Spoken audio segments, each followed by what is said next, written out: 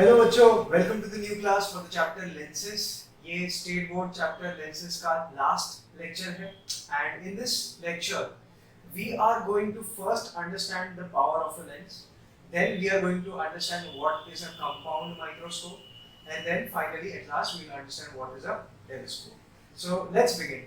तो power of a lens क्या होता है? Power of a lens is defined as the ability of the lens to bend light. ठीक है, तो मतलब जिसका पावर ज्यादा होगा उसका एबिलिटी टू बेंड लाइट ज्यादा होगा। मतलब जिसका पावर ज्यादा है वो वाला लेंस लाइट को बहुत ज्यादा बेंड करेगा, जिसका पावर कम है वो लाइट को कम बेंड करेगा। ठीक है, सो अभी पावर ऑफ द लेंस का फॉर्मूला क्या है? ठीक है, तो power of the lens P is equal to 1/f। f आपका क्या है? फोकल लेंथ है, P क्या है? पावर है। अब इस फॉर्मूला में जब आप फोकल लेंथ का वैल्यू डालोगे तो जनरली हम लोग सेंटीमीटर्स में मेजर करते हैं फोकल लेंथ को, बट यहाँ पे आपको उसको मीटर में कन्वर्ट करने के बाद यहाँ पे सब्स्टिट्यूट करना है, इसलिए मैंने लिखा है focal length has to be in metres. Okay, अब पावर ऑफ द लेंस का यूनिट क्या होगा? ठीक है, आपने फोकल लेंथ को मीटर्स में डाल दिया, उसका रेसिप्रोकल का वैल्यू कैलकुलेट कर लिया, आपको एक नंबर आया, ठीक है, लेट्स से 5 आया फॉर एग्जांपल। तो पावर आपका क्या है? 5। तो पावर का यूनिट क्या होगा? पावर का यूनिट होगा dioptre. So power of a lens is measured in dioptre. And देखो, power is inversely proportional to focal length. Power numerator में है, फोकल लेंथ आपका डिनोमिनेटर में है, तो मतलब इनवर्सली प्रोपोर्शनल है। तो अगर आपका पावर ज्यादा है that means the focal length उस लेंस का कम हो जाएगा। अगर पावर बहुत कम है तो दैट मींस उसका फोकल लेंथ बहुत ज्यादा होगा, इसीलिए उसका पावर कम है। ठीक है, ये इनवर्स प्रोपोर्शन है। इसके ऊपर मैं बाद में at the end of the class आपको थोड़े न्यूमेरिकल्स बता दूंगा, तो आपको ये फॉर्मूला दिमाग में आ जाएगा। So for now we will continue with the next part which is the compound microscope. अब देखो, जो कंपाउंड माइक्रोस्कोप होता है ना, वो कहाँ पे यूज होता है? अगर आपको काफी छोटे छोटे अक्षर रीड करते हैं, ठीक है, like let's say you want to read some small letters, तो आप क्या करोगे? Generally you can take up a magnifying glass, तो आपको मैग्नीफाई करके देगा, राइट? तो magnification that is provided by the magnifying glass वो कैसे काम करता है? ठीक है, तो आपके हाथ में मैग्नीफाइंग ग्लास है, ये आपका किताब है, ठीक है, और किताब को आपने रखा है, बहुत छोटे छोटे लेटर्स हैं एंड आपको थोड़ा कंफर्टेबली बड़ा करके देखना है, तो आप बीच में मैग्नीफाइंग ग्लास ऐसे लगा दोगे, राइट? तो अब ये मैग्नीफाइंग ग्लास क्या करेगा? ये छोटे छोटे लेटर्स का इमेज को मैग्नीफाई करके आपको दिखाएगा। So when is that possible? कब होगा ये? जब आपका मैग्नीफाइंग ग्लास का फोकल लेंथ के अंदर अगर आप ऑब्जेक्ट को रखते हो तो वो आपको मैग्नीफाई करके देगा।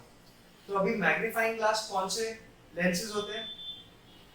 दे are convex lenses, correct? So convex lens का कौन सा प्रॉपर्टी है जिसमें वो इरेक्ट और मैग्नीफाइड इमेज बनाता है? जब आप उस ऑब्जेक्ट को उस ग्लास के या आई मीन उस लेंस के फोकल लेंथ के अंदर रखोगे।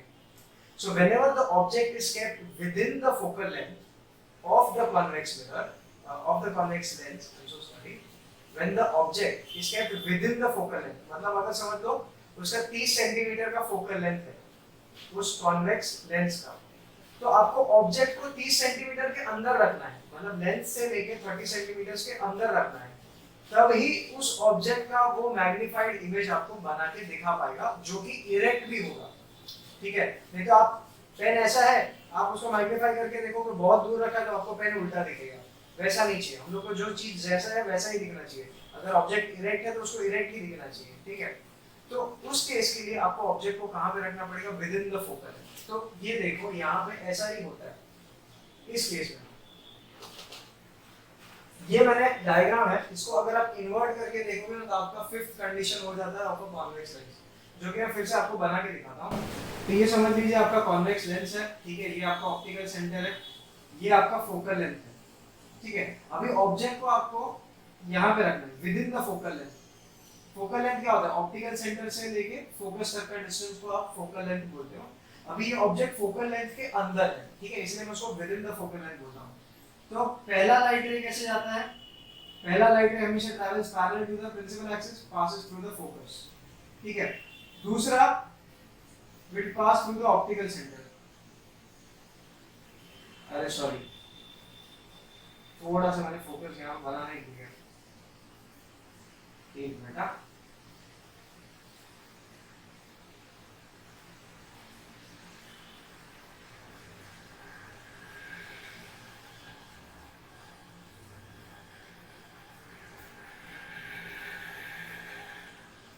Parallel to the principal axis, then it will pass through the focus. ठीक है।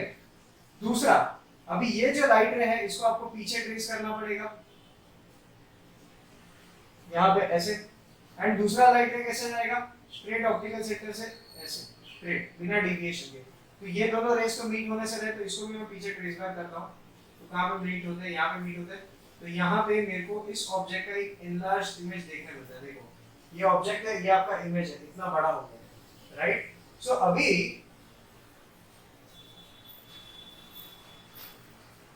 यही कंसेप्ट आपको काम आता है जब आपको छोटे छोटे लेटर्स को बड़ा करके पढ़ना हो, तो आप मैग्नीफाइंग ग्लास को ऐसे ये वाले कंडीशन में आप यूज करोगे। आपकी आंखें कहाँ पे होंगी, आपकी आंखें यहाँ पे होंगी। तो जब आप ये लाइट रेज ये पॉइंट से ऐसे आते हुए दिखेंगे तो आपको क्या लगेगा, वो कितना बड़ा होता है, ऑब्जेक्ट इतना है, इमेज आपका बड़ा हो गया, राइट। सो ये तो चलो आपका सिंपल माइक्रोस्कोप हो गया। अभी हम लोग को अगर बहुत ही छोटी छोटी चीजें देखनी है, जैसे कि आपके ब्लड सेल्स हैं, आरबीसीज हैं, ठीक है, एकदम माइक्रोस्कोपिक चीज है, तो उसके लिए आपका सिंपल मैग्नीफाइंग ग्लास या जिसको सिंपल माइक्रोस्कोप भी बोलते हैं, वो काम नहीं आ पाएगा। So in that case you will have to use the compound microscope. और कंपाउंड माइक्रोस्कोप क्या होता है? कंपाउंड माइक्रोस्कोप का कंस्ट्रक्शन होता है जिसमें आपके पास कम से कम दो लेंसेज होंगे कॉन्वेक्स, ठीक है। तो दो कॉन्वेक्स लेंसेज को आगे पीछे अरेंज किया जाता है, ठीक है। तो एक मेटल का ट्यूब होगा जिसके आगे एक कॉन्वेक्स लेंस होगा, जिसके पीछे एक कॉन्वेक्स लेंस होगा, एंड वो दोनों लेंस को उस ट्यूब के अंदर आप आगे पीछे मूव कर सकते हो, ठीक है। अभी ऑब्जेक्ट आपके सामने रखोगे तो जो लेंस ऑब्जेक्ट के पास में होगा उस लेंस को हम लोग ऑब्जेक्टिव बोलते हैं। तो देखो ये मेरा ऑब्जेक्ट है, ऑब्जेक्ट के पास में जो लेंस है उसको मैंने ऑब्जेक्टिव बोला है। और जो हमारी आंखों के पास में जो लेंस होता है, मैंने कहा था ना दो लेंस होते हैं, एक ऑब्जेक्ट के पास रहेगा, एक इमेज के पास अपनी आंखों के पास रहेगा। तो जो lens which is near to the eye, that lens is called the eye piece, ठीक है, वो ये रहा आपका। अब ये जो दोनों लेंस होते हैं ना, दोनों का प्रिंसिपल एक्सिस एक ही होता है, दे आर अलाइंड, दोनों का सिमिलर सेम प्रिंसिपल एक्सिस होगा, कॉमन प्रिंसिपल एक्सिस। और ये स्लाइड होंगे ना तो भी इसी कॉमन प्रिंसिपल एक्सिस के अबाउट स्लाइड होंगे, ठीक है। अब क्या होता है, मैं ऑब्जेक्टिव के सामने ऑब्जेक्ट रखूंगा और फिर उसको आईपीस के थ्रू देखूंगा तो मुझे बड़ा करके दिखता है, ठीक है। तो वो कैसे दिखाता है बड़ा करके? It is several times larger than the actual size of the object. जो आपका इमेज है ना वो काफी बड़ा होगा, काफी गुना बड़ा होगा, let's say 30 times more than the size of the original object. तो मतलब अगर 1 सेंटीमीटर का ऑब्जेक्ट है तो आपको 30 सेंटीमीटर का बना के दिखाएगा, 1 फुट जितना। एक एग्जांपल है, ठीक है। तो अभी ये ऑब्जेक्टिव और आईपीस के लेंस का कंस्ट्रक्शन समझते हैं। ऑब्जेक्टिव होता है ना वो थोड़ा मोटा होगा, ठीक है, that will be a thicker lens जिसका फोकल लेंथ कम होगा। अब फोकल लेंथ कम है तो मतलब पावर ज्यादा होगा, करेक्ट। अभी हम लोग ने लिखा था ना that power is inversely proportional to focal length, इसीलिए अपना फार्मूला क्या है, P = 1/f, ठीक है। तो जिसका जो लेंस का पावर ज्यादा होगा ना वो लेंस आपको मोटा होगा। इसीलिए देखो चश्मे, जब बच्चों को चश्मे लगते हैं तो किसी किसी बच्चे को, छोटे छोटे बच्चों को इतने मोटे मोटे चश्मे होते हैं, क्यों? क्योंकि उसका विजन बहुत ही ज्यादा वीक हो गया है, तो उसके लिए उसको ज्यादा मोटा, ज्यादा पावरफुल चश्मा चाहिए, राइट। तो उसको हम लोग क्या बोलते हैं, देख इसके चश्मे में कितना पावर वाला चश्मा है, क्यों? क्योंकि वो ज्यादा मोटा होता है। सो सी, मोर थिकर द लेंस, जितना ज्यादा लेंस मोटा होगा उतना ज्यादा उसका पावर होगा।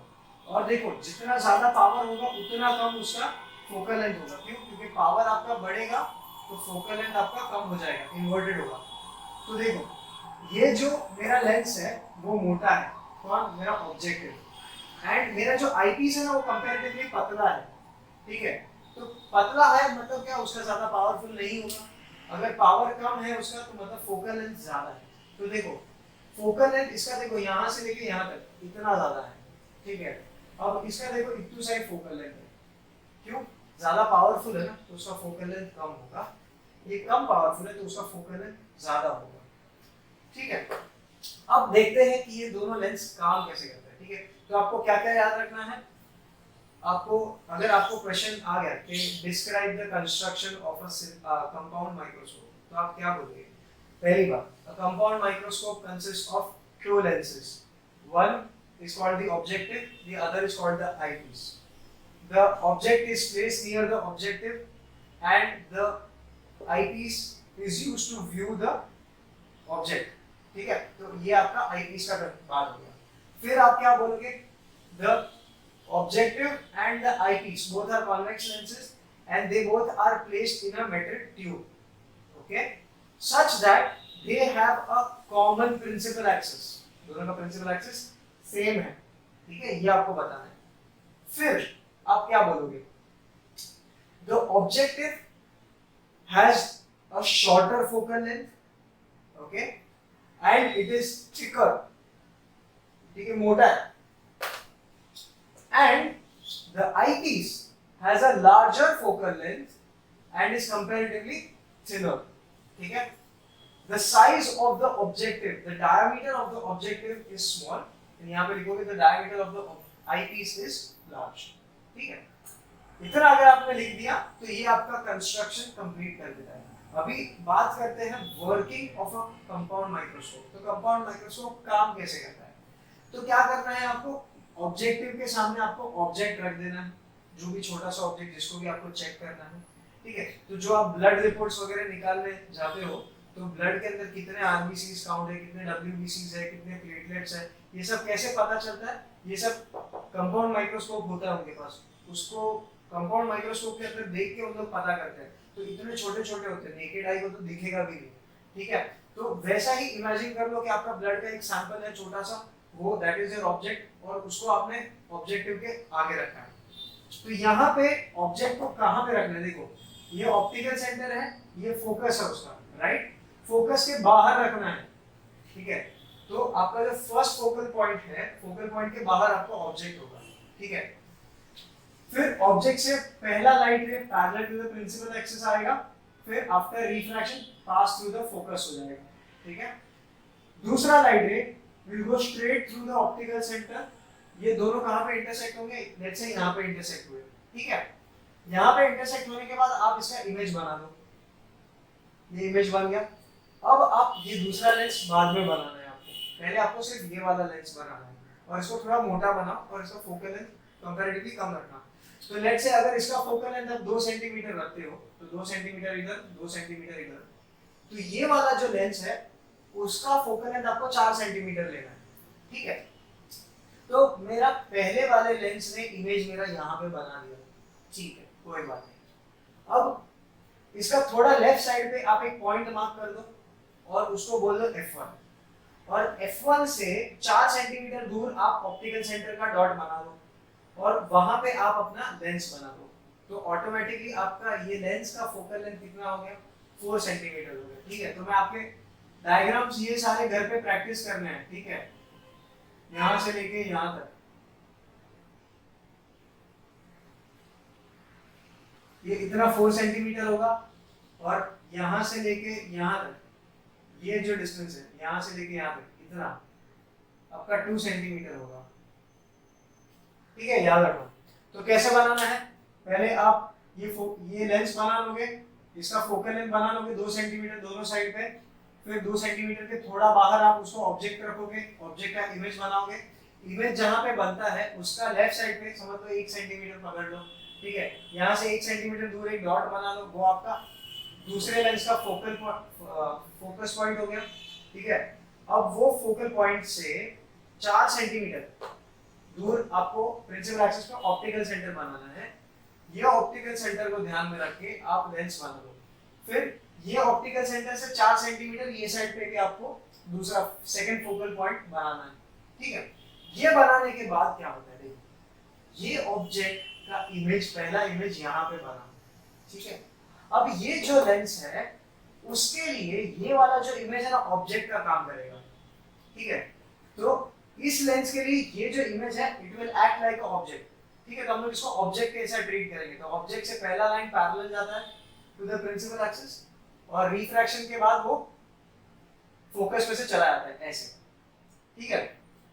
दूसरा लाइट रे स्ट्रेट जाता है ऑप्टिकल सेंटर से बिना डिविएट हुए। अभी ये दोनों लाइट रेस तो मीट नहीं होते, तो मैं क्या करूंगा, दोनों रिफ्रैक्टेड रेस को मैं पीछे ट्रेस करूंगा डॉटेड लाइन बना के।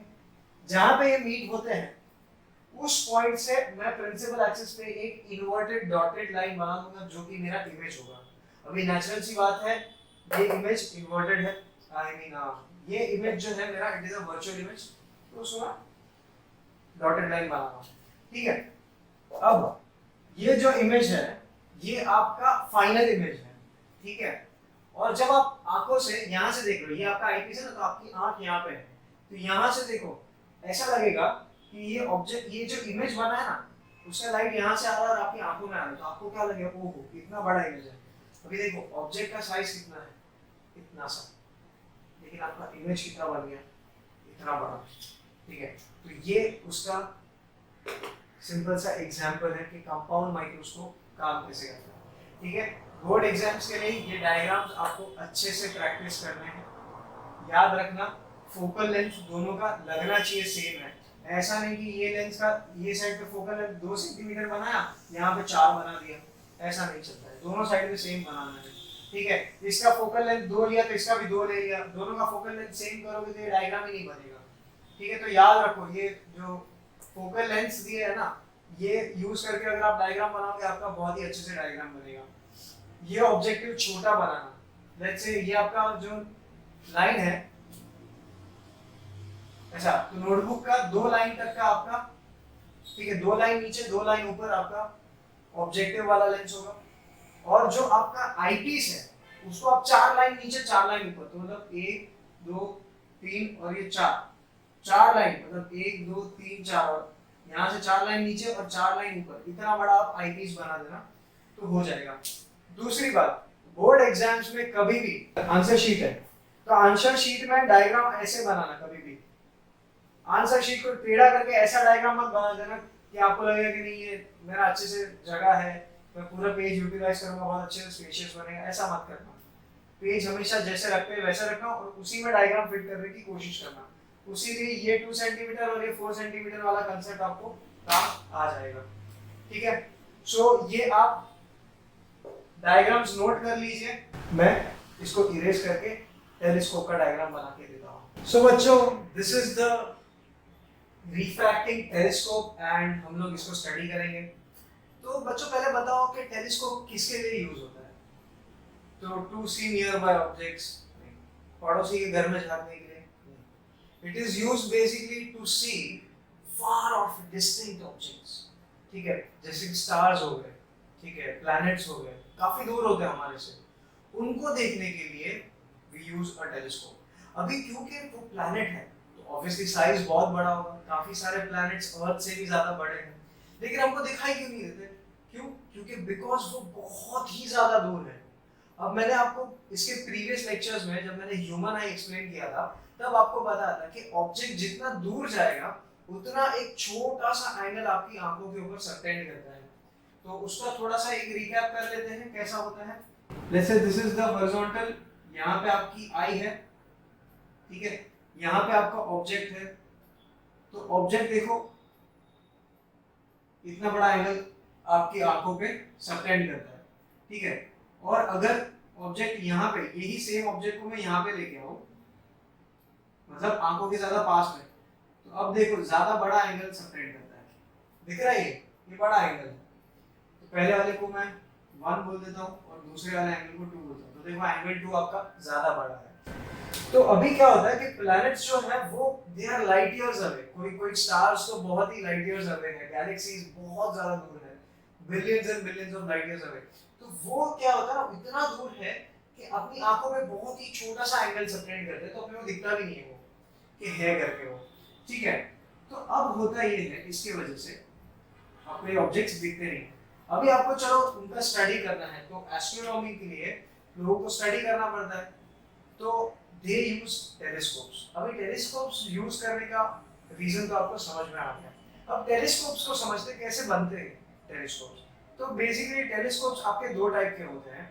एक होता है रिफ्रैक्टिंग टेलीस्कोप जो कि हम लोग पढ़ने वाले हैं, दूसरा होता है रिफ्लेक्टिंग टेलीस्कोप। अब रिफ्लेक्टिंग टेलीस्कोप में क्या होता है ना, आपके पास एक लेंस होगा और थोड़े मिरर्स होंगे जिससे जिनके कॉम्बिनेशन से आप उस फार ऑफ ऑब्जेक्ट को आप देख पाओगे। एंड दूसरे होते हैं refracting telescopes. Refracting telescopes they are made completely with lenses, ठीक है, उसमें मिरर्स यूज नहीं करते, सिर्फ रिफ्रैक्शन ऑफ लाइट होता है, इसलिए उसको रिफ्रैक्टिंग टेलीस्कोप बोलते हैं। मार्केट में if you go to purchase telescopes, आपको रिफ्लेक्टिंग टेलीस्कोप्स मिलेंगे मिरर वाले, ठीक है, वो सस्ते मिल जाते हैं, 2-3 हजार, 5 हजार, 10 हजार, वैसा उनका रेंज होता है। But refracting telescopes go into lakhs, ठीक है, 5 लाख, 6 लाख, 10 लाख, जितना आपको ज्यादा स्पेंड करना है उस क्वालिटी का आपको मिलेगा। क्यों? क्योंकि refracting telescopes are very difficult, they are very expensive, ठीक है, वो बहुत डिफिकल्ट होते हैं बनाने के लिए, उसमें बहुत प्रिसिशन चाहिए होता है, थोड़ा सा भी ऊंच नीच हुआ वो आपका काम नहीं करेगा। ओके, तो रिफ्लेक्टिंग टेलीस्कोप हमारे सिलेबस में है फिलहाल, रिफ्रैक्टिंग सॉरी, तो उसको स्टडी करते हैं। तो एज यूजुअल यहाँ पे भी आपके पास दो कॉन्वेक्स लेंस हैं, दोनों का फोकल दोनों का प्रिंसिपल एक्सिस कॉमन रहेगा, ठीक है। अब इनका अरेंजमेंट बहुत ही स्पेशल है, बहुत ही यूनिक अरेंजमेंट होता है, कंपाउंड माइक्रोस्कोप से एग्जैक्टली उल्टा है, ठीक है।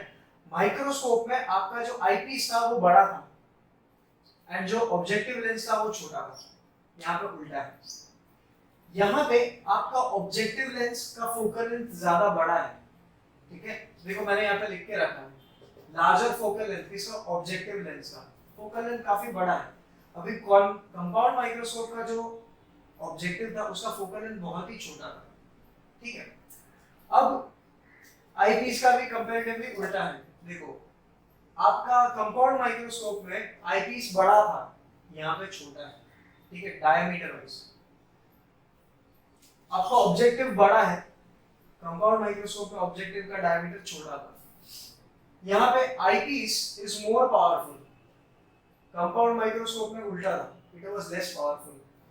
यहाँ पे आपका objective lens is less powerful, compound microscope में ज्यादा पावरफुल था क्योंकि वो ज्यादा मोटा वाला लेंस रखा था। यहाँ पे ये कंपैरेटिवली पतला है, थोड़ा मोटा है, ठीक है, दिखने में शायद मैंने थोड़ा दोनों को सेम बना दिया है, लेकिन इमेजिन करो ये ज्यादा मोटा है, ठीक है। अब ये दोनों लेंस को एक मेटल ट्यूब के केसिंग के अंदर रखते हैं, ठीक है, तो आगे वाला ट्यूब जो होगा उसका डायमीटर बड़ा होगा, पीछे वाला ट्यूब होगा उसका डायमीटर छोटा होगा, and they can slide into each other. अब क्या होता है, कैसे होता है? ऑब्जेक्टिव लेंस काफी बड़ा है, अगर आप देखोगे ना काफी बड़ा होता है, क्यों? क्योंकि जो एकदम डिस्टेंट दूर स्टार्स जो है वहां से जितना ज्यादा मैक्सिमम लाइट को वो अंदर ले सकता है, उसको लेने के लिए मैक्सिमम जितना भाई लाइट आ रहा है आने दो, इसलिए उसको बड़ा रखा गया है। अगर छोटा सा रखेंगे तो बहुत कम लाइट आएगा, तो आपको वो फार ऑफ ऑब्जेक्ट इतना क्लियरली नहीं दिखेगा, वो प्लैनेट क्लियरली नहीं दिख पाएगा। इसीलिए ऑब्जेक्टिव का जो लेंस का साइज है, डायमीटर, वो काफी बड़ा होता है, ठीक है। अभी ये पतला लेंस होता है, क्यों? ताकि उसका फोकल लेंथ ज्यादा लंबा रहे। फिर क्या होता है, देखो इंफिनिटी से मैं अज्यूम करूंगा प्लैनेट इज इनफाइनाइटली दूर अपने लिए, ठीक है, तो इंफिनिटी से एक पर्टिकुलर एंगल पे जब लाइट रेज आएंगे तो दे विल मीट, ठीक है, and they will meet here at the focal point. ये जो फोकल पॉइंट है ना पहले वाले लेंस का, वो यहाँ पे है, ठीक है, और उसी फोकल पॉइंट के प्लेन में, फोकल पॉइंट का प्लेन मतलब ये जो फोकल पॉइंट है उसी में एक परपेंडिकुलर लाइन बना दो ना, तो इसका इमेज उसी लाइन के ऊपर बैठेगा, मतलब फोकल आपका जो फोकल लेंथ का जो पॉइंट है, फोकस है, उधर ही आपका इमेज बनेगा। लेकिन जनरली पैरेलल होते हैं तो पॉइंट इमेज बनता है, यहाँ पे लाइट रेज पैरेलल तो है एक दूसरे से, लेकिन प्रिंसिपल एक्सिस से पैरेलल नहीं है। वहां पे क्या होता था, ऐसा होता था ना, ये आपका लेंस है, तो सारे लाइट रेज जो आते थे वो पैरेलल आते थे प्रिंसिपल एक्सिस के, और फिर फोकस में मीट होते थे, तो आपका इमेज छोटा सा इमेज डॉट इमेज बनता था। वही चीज अगर इंफिनिटी से लाइट अगर आएगा, ठीक है, ऐसे लाइट रेज पैरेलल आ रहे हैं लेकिन प्रिंसिपल एक्सिस से पैरेलल नहीं है, देखो एक एंगल पे, ओके, तो ऐसे जब केस में जब लाइट रेज आएंगे ना तो क्या होगा पता है, ये सारे लाइट रेज आपके फोकल प्लेन में ही मीट होंगे, आपका फोकस यहाँ पे था, ठीक है, तो उसी के ऊपर आपका इमेज बनेगा, वहीं पे आपका इमेज बनेगा। सेम चीज यहाँ पे हो रहा है, ठीक है।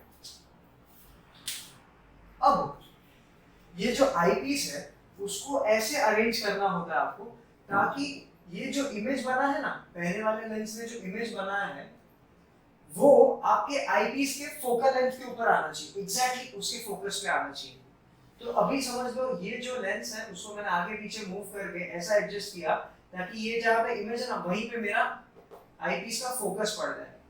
तो मतलब दूसरा केस में क्या होगा, अगर आपका ऑब्जेक्ट फोकस पर रखा है तो उसका इमेज कहाँ पे बनता है, इंफिनिटी पे। देखो कैसे, अभी ये ऑब्जेक्ट बनेगा, पहले लेंस का जो इमेज है that will act like an object for the second lens which is your eyepiece, correct. तो दूसरा आईपीस के लिए ये ऑब्जेक्ट का काम कर रहा है, तो ऑब्जेक्ट को बराबर फोकस पे रखना है आईपीस के लिए, ठीक है। और यहाँ पे ये जो आपका ऑब्जेक्टिव लेंस है उसका भी फोकस यही पॉइंट है, आईपीस का भी फोकस यही पॉइंट है, ठीक है। तो मतलब ये जो ऑब्जेक्ट है ना, ये जो ऑब्जेक्ट का जो इमेज बना है ना वो बहुत ही यूनिक पोजीशन पे है, दोनों लेंसेज के फोकल पॉइंट पर बना है, ठीक है। अब देखो यहाँ से इसको अगर मैं ऑब्जेक्ट कंसीडर करता हूँ तो समझ लो यहाँ से पहला लाइट रे पैरेलल जाएगा, फिर आफ्टर रिफ्रैक्शन फोकस में से चला जाएगा, दूसरा light ray straight principal axis के ऑप्टिकल सेंटर में से पास होते हुए सीधा चला जाएगा, राइट। तो ये दोनों रेस तो पैरेलल हो गए, मीट नहीं होंगे। चलो मैं इसको पीछे ट्रेस करता हूँ तो भी नहीं मीट होता है। अब हम लोग ने क्या बोला था कि when the object is kept at the focus the image is formed at infinity। तो आप बोलोगे सर प्लैनेट तो ऑलरेडी इंफिनिटी पे है, तो प्लैनेट का इमेज भी इंफिनिटी पे ही बन रहा है तो क्या मजा आएगा। लेकिन हम लोग ने एक और चीज लिखी थी उसमें कि when the object is kept at the focal length, उसके फोकस पे रखते हैं, when the object is kept at the focus the image is formed at infinity and the size of the image is highly magnified, बहुत ही ज्यादा magnified image आपको मिलता है, ठीक है। क्यों, क्योंकि वो प्रिंसिपल एक्सिस के इनफाइनाइटली नीचे जाके मीट करेगा, तो जब इनफाइनाइटली नीचे जाके मीट करेगा तो वहां से आप एक लाइन बनाओगे प्रिंसिपल एक्सिस का ऊपर आने के लिए, तो कितना इनफाइनाइटली लंबा लाइन होगा। तो ये जो ऑब्जेक्ट जो पहले छोटू सा था जो दिखता भी नहीं था आपको, अब वो आपको एकदम बड़ा सा दिख रहा है, तो ये आपका टेलीस्कोप उसका काम कर रहा है इसका मतलब, ठीक है। सो इसको आप डायग्राम को ड्रॉ कैसे करोगे, सिमिलरली सेम मेजरमेंट्स हैं जो आपने कंपाउंड माइक्रोस्कोप के लिए लिया था। तो ये इसका फोकल लेंथ ज्यादा है तो इसको 4 सेंटीमीटर बनाएंगे। तो देखो पहले आप ऑप्टिकल सेंटर बनाइए, ये लेंस बना दीजिए, ठीक है। इस ऑप्टिकल सेंटर से 4 सेंटीमीटर दूर ये पहले वाले लेंस का फोकल पॉइंट बना दीजिए, उसको मैं f2 लिखा है, ठीक है। अब ये वाले लेंस के फर्स्ट फोकल पॉइंट का नाम मैंने f1 डैश लिखा है और यहाँ पे f2 डैश लिखा है, f1 f2, तो डैश मैंने दूसरे लेंस के लिए दिया है बेसिकली। अब फिर ये लेंस बनाने के बाद पैरेलल लाइट रेज को यहाँ पे मीट करवाइए, ठीक है। यहाँ से एक ऑब्जेक्ट को एक इमेज को पहले से बना के रखिए छोटू सा, और ये सारे लाइट रेज को वहीं पे मीट करवा दीजिए, ठीक है। फिर यहाँ से 2 सेंटीमीटर दूर पे आप एक पॉइंट मार्क कर दीजिए, वो पॉइंट कौन सा होगा, आपका ऑप्टिकल सेंटर हो जाएगा फॉर द आईपीस। फिर आप ये लेंस बना लीजिए और फिर आप ये रे डायग्राम बनाइएगा, ठीक है। पहला line parallel passing through the focus, दूसरा line passing through the optical centre, और ये पैरेलल जा रहा है, ठीक है। आपका टेलीस्कोप का डायग्राम बन जाएगा।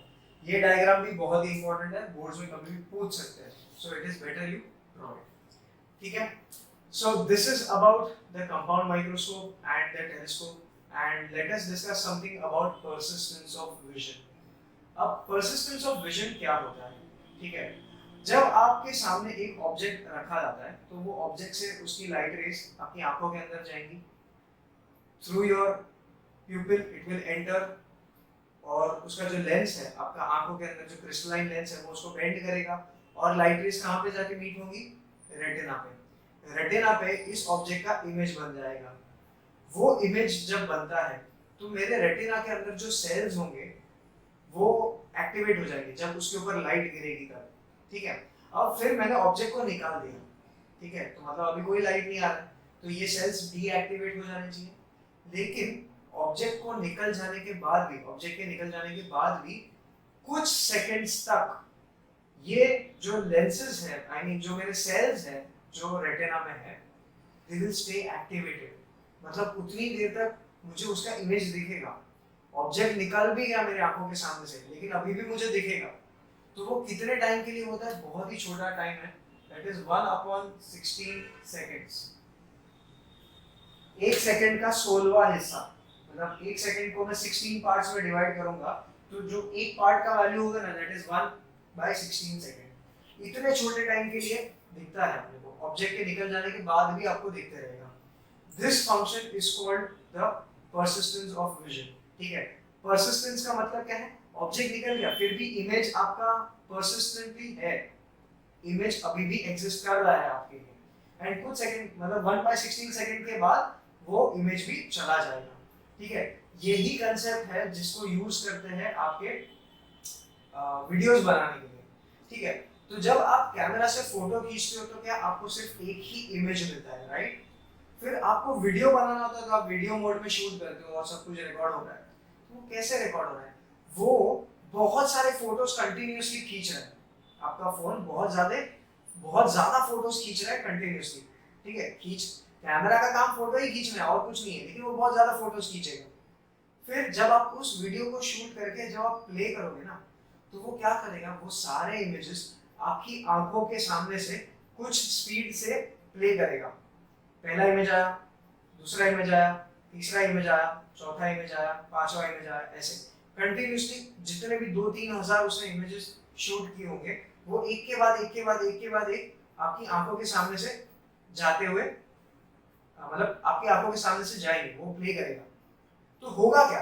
तो मतलब अगर समझ लो उस वीडियो में कोई एक पानी का ग्लास ऐसे लेके पी रहा है, तो पहले उसने यहाँ पे फोटो खींचा, फिर यहाँ पे खींचा, फिर यहाँ पे खींचा, फिर यहाँ पे खींचा, फिर यहाँ पे खींचा, फिर यहाँ पे खींचा, और वो बंदा फाइनली पानी पी रहा है, वो वाला फोटो खींचा। अब इसको जब आप प्ले करोगे ना, तो वो इमेजेस को इतना फास्ट प्ले करता है तो आपको लगेगा कि उसका हाथ कंटिन्यूअसली मूव हो रहा है, लेकिन एक्चुअली कंटिन्यूअसली मूव नहीं हो रहा। उसने काफी सारे इमेजेस खींच लिए हैं, काफी सारे फोटोज खींच लिए हैं, और वो सारे फोटोज को आपकी आंखों के सामने से वो काफी फटाफट लेके गया। तो होता क्या है? आपकी आंखों के सामने इमेज आया, निकल गया, लेकिन कुछ सेकंड तक अभी भी आपकी आंखों के सामने वो इमेज है। ऑब्जेक्ट तो निकल गया, आपका फोटो तो निकल गया आपकी आंखों के सामने से, लेकिन उसका इमेज अभी भी आपकी ब्रेन को दिख रहा है। अभी वो इमेज जाए उससे पहले ये दूसरा फोटो दिखा देता है, फिर इसका इमेज दिखेगा, फिर इसका इमेज, ये ऑब्जेक्ट निकल गया, फिर इसका इमेज जब तक जाए उससे पहले ये आपको दूसरा फोटो दिखा देगा। तो इसकी वजह से क्या होता है ना कि आपको एक ऐसा इफेक्ट आता है कि जैसे वो बंदा हाथ एक्चुअल में मूव कर रहा है। तो सारे जो फिल्म्स हैं, जो थिएटर्स में हम लोग देखते हैं, मूवीज, जितने भी वीडियोस आप देखते हो, सबका प्रिंसिपल यही है। बहुत सारे फोटोज को एक साथ आपके सामने से प्ले किया जाता है एट अ पर्टिकुलर स्पीड, जिसके वजह से आपको ऐसा इफेक्ट आता है कि that the objects are actually moving. ठीक है, so this is about persistence of vision. So बच्चों, पावर ऑफ द लेंस के बारे में अब हम लोग थोड़ा ध्यान से डिटेल में देख लेते हैं। लास्ट टॉपिक है चैप्टर का, तो काफी इंपॉर्टेंट है ये। So power of the lens, जैसे कि मैंने पहले भी बताया था, power is equal to 1 focal length. ठीक है, अभी किसका फोकल लेंथ है? लेंस के फोकल लेंथ की बात कर रहे हैं हम लोग। तो अगर मैं लेंस के फोकल लेंथ की बात करता हूँ, तो देखिए पहले उसका फोकल लेंथ कैसे डिसाइड होता है। हम लोगों ने साइन कन्वेंशंस देख लिए, सारे न्यूमेरिकल्स देख लिए, तो कैसे होता है? देखो, ये आपका लेंस है कॉन्वेक्स, ओके। अब यहाँ पे पैरेलल बीम ऑफ लाइट आता है, तो आफ्टर रिफ्रैक्शन हम लोग कहाँ से पास होते हैं? From the focus. तो जैसे कि आपने देखा कि फोकस राइट साइड पे है, ठीक है, तो हम लोगों ने देखा था साइन कन्वेंशंस में कि जो भी राइट साइड पे डिस्टेंस हम लोग मेजर करेंगे उसको हम लोग पॉजिटिव मेजर करेंगे, जो भी डिस्टेंस लेफ्ट में मेजर होगा वो नेगेटिव होगा, राइट। तो इसीलिए इसका फोकल लेंथ जो है वो राइट साइड पे मेजर करूंगा, कहां से लेके कहां तक? ऑप्टिकल सेंटर से लेके फोकस तक, ये डिस्टेंस मेरा फोकल लेंथ हो जाता है, और उसको मैंने राइट साइड पे मेजर किया, ऑप्टिकल सेंटर के राइट साइड पे, तो इसीलिए इसका फोकल लेंथ पॉजिटिव है। ठीक है, तो अगर किसी ने मुझे बोला the focal length of a convex lens is 5 centimeters. Let's say तो हम लोग को दिया है focal length of a convex, तो मैं f कॉन्वेक्स लिख दूंगा इज इक्वल टू 5 सेंटीमीटर। तो मैं क्या सिर्फ 5 लिख के छोड़ दूंगा? नहीं, हम लोग को साइंस भी लिखने होते हैं। तो +5 है, -5 है, क्या है? तो कॉन्वेक्स लेंस है, उसका फोकल लेंथ राइट साइड पे होता है, मतलब पॉजिटिव होगा, तो इसीलिए मैं यहाँ पे +5 लिखूंगा। ठीक है। और हम लोग को पूछा है कि इस कॉन्वेक्स लेंस का पावर कितना है, आपको पावर पूछ लिया है। तो मैंने क्या लिखा है फॉर्मूला, ये भी लिखा है, power is equal to 1/f, simple सा फॉर्मूला है। लेकिन यहाँ पे f जो है वो मीटर्स में होना चाहिए, f has to be in metre. तो इसको पहले मुझे मीटर्स में कन्वर्ट करना पड़ेगा। तो 5 सेंटीमीटर्स को मैं मीटर में कन्वर्ट करूंगा तो कैसे करूंगा? This will be equal to 5 ऐसे कैसा? सेंटी का वैल्यू क्या होता है? 10⁻², तो इनटू 10⁻² कर दूंगा। और ये मीटर जो है ऐसे का ऐसा, तो हो गया आपका कन्वर्जन। देखो आंसर आ गया मीटर में। अभी इसको मैं सब्स्टिट्यूट करूंगा यहाँ पे, तो सॉल्यूशन लिखेंगे हम लोग। Power is equal to 1/f, ठीक है, इज इक्वल टू 1/5 इंटू 10⁻²। अब ये 10⁻² जब मैं न्यूमरेटर में लेके जाऊंगा तो क्या हो जाएगा? 10⁻+2 हो जाएगा। तो इसको हम लोग क्या लिखेंगे? This will B 10⁻+2/5। अब 10⁻+2 मतलब क्या होता है? 10⁻+2 मतलब 100 हो जाएगा अपॉन 5। 5 1 जा 5, 20 जा। सो देयरफॉर आपका पावर का आंसर क्या आया? Power is equal to 20 dioptre. समझ में आया आपको? तो ऐसे आपको न्यूमेरिकल करना है। तो एक सिंपल सा शॉर्टकट बता देता हूँ कि कभी भी अगर सेंटीमीटर में आपको फोकल लेंथ दिया है ना, तो जब आप पावर की फॉर्मूला में सब्स्टिट्यूट करोगे ना, तो सीधा ऐसा लिख देना, power is equal to 1/f, ठीक है, which is equal to 100 upon focal length कितना है? 5 सेंटीमीटर, तो अपॉन 5 लिख देना, कोई मना नहीं कर सकता। ठीक है, क्यों? क्योंकि ये 5 सेंटीमीटर को जब मैं मीटर्स में कन्वर्ट करता हूं तो ये 10⁻² आता है, वही 10⁻² ऊपर जाता है तो 100 हो जाता है। तो उससे अच्छा मैं पहले ही नहीं लिख दूं। कभी भी सेंटीमीटर में रहेगा तो ऊपर न्यूमरेटर में 100 डाल दो, और नीचे जो भी वर्ड है, जो भी आई मीन आपका वैल्यू दिया है इन सेंटीमीटर, उसको यहाँ पे लिख दो 5 सेंटीमीटर। अगर ये 15 होता तो मैं यहाँ पे नीचे 15 लिख देता, अगर ये 25 होता तो यहाँ पे 25 लिख देता, तो 100/25 हो जाता। ठीक है, बहुत ही सिंपल है। अब इसका उल्टा भी पॉसिबल है कि जब आपको पावर दिया होगा और फोकल लेंथ पूछा होगा तो भी सेम फॉर्मूला यूज करोगे। लेकिन इसमें ध्यान रखना कि जब आपको फोकल लेंथ का जब आंसर आएगा ना, वो आंसर आपको मीटर्स में आएगा, सेंटीमीटर में नहीं आएगा। तो अगर समझ लो फोकल लेंथ का आंसर आपको 0.2 आया, तो 0.2 यूनिट क्या होगा? मीटर। बोले तो अभी उसको सेंटीमीटर में कन्वर्ट करूंगा तो that will be multiplied by 100। तो 0.2 into 100 करूंगा तो मेरे को 20 सेंटीमीटर मिलेगा, ऐसा।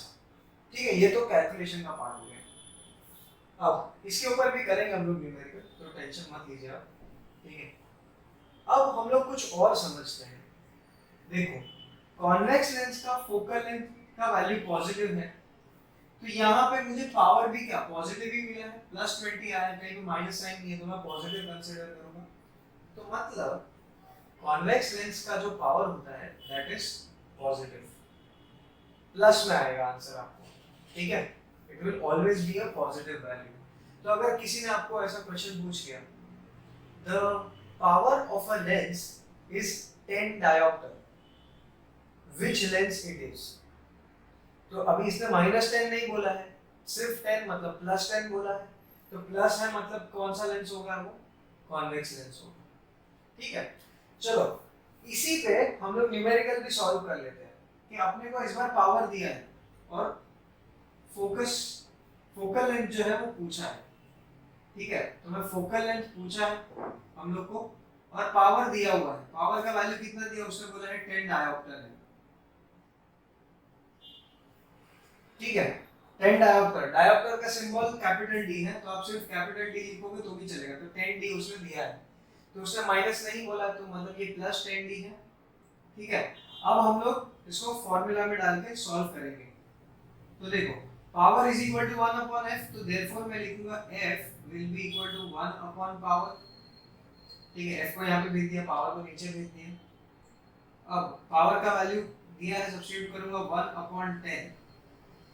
ठीक है, तो मुझे क्या मिलेगा, 1 अपॉन 10 मतलब कितना हुआ, therefore focal length will be equal to 0.1।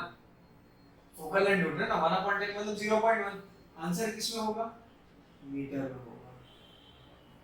तो मैं लिखूंगा therefore focal length of this lens is, ठीक है, इज 0.1 मीटर, और मैं लिख सकता हूँ 10 सेंटीमीटर। इसको सेंटीमीटर में पूछ लिया कभी तो मल्टीप्लाइड बाय 100 कर दो, आपको सेंटीमीटर में आंसर आ जाएगा। तो 0.1 मीटर मल्टीप्लाइड बाय 100 मुझे 10 सेंटीमीटर देगा, इसलिए 10 सेंटीमीटर भी मेरा आंसर है। और फिर पूछा है which type of lens it is, तो आप लिखना है since the value of focal length is positive therefore the lens is a convex lens. ठीक है, ये आपको लिखना है। देखो यहाँ पे आंसर पूरा पॉजिटिव है, ये पूरा आंसर पॉजिटिव है, कहीं पे भी माइनस साइन नहीं है। That means focal length positive किसका होता है, कॉन्वेक्स का होता है। अभी कॉन्केव की बात करते हैं। जो कॉन्केव लेंस है,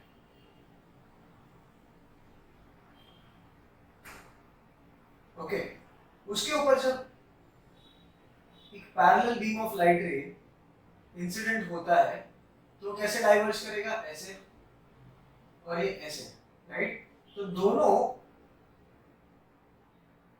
ऐसे एक पॉइंट से एमर्ज होते हुए दिखते हैं, तो हम लोग उस पॉइंट को क्या बोलते हैं, वो पॉइंट प्रिंसिपल एक्सिस पर होता है, और उस पॉइंट को हम लोग क्या बोलते हैं, उसका फोकस। तो ये उसका फोकल पॉइंट हो गया कैपिटल एफ, ठीक है, और ये उसका ऑप्टिकल सेंटर है। तो अभी इसका फोकल लेंथ कौन सी तरफ होगा, लेफ्ट साइड पे।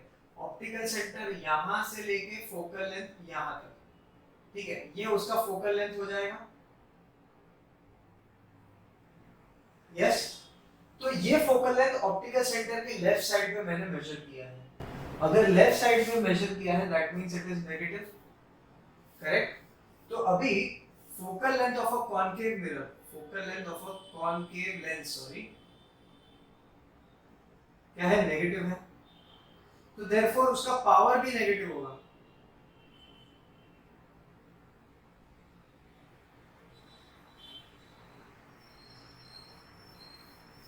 तो अगर किसी ने आपको बोल दिया that the power of the lens is -10 dioptre, समझ लो -10, और आपने वो फोकल लेंथ पूछा होगा, ये सब कुछ सेम, यहाँ पे सब्स्टिट्यूट करते हो माइनस का साइन, यहाँ पे सब्स्टिट्यूट करते हो माइनस का साइन, तो आप लिखोगे तो फोकल लेंथ इज 0.1 मीटर और 10 सेंटीमीटर। फिर आपको पूछा है कौन सा लेंस है, तो आप बोलोगे since the focal length value is negative that means the lens is a concave lens. क्यों, क्योंकि कॉन्केव लेंस का ही फोकल लेंथ नेगेटिव होता है, तो इसका तो पॉजिटिव है।